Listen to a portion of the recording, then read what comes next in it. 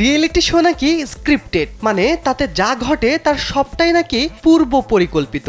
Vote থেকে শুরু করে ওই প্রতিযোগিতায় কে প্রথম হবেন এই সবই নাকি আগে থেকে প্ল্যান করা থাকে। দর্শক মহলে এই সন্দেহ রয়েছে অনেক দিন ধরেই। অতীতে রিয়েলিটি শো এর সত্য মিথ্যা নিয়ে মুখ খুলেছেন বেশ কজন গায়ক, কেউ বলেছেন পক্ষে কেউ বা বিপক্ষে। এবার রিয়েলিটি শো এর বিষয়ে চাঞ্চল্যকর তথ্য দিলেন বলিউডের প্রথম সারির গায়িকা সুনিধি চৌহান। জানালেন রিয়েলিটি শো এর তলে তলে কি সব ঘটে।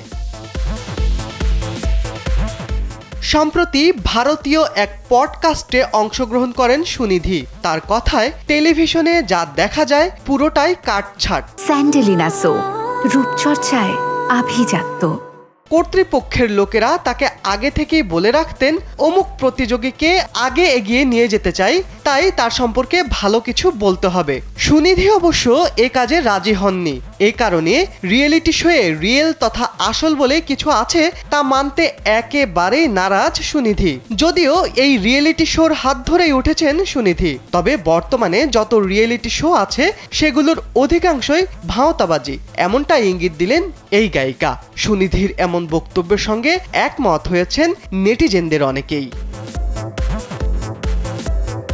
শিবলি আহমেদ, কালবেলা।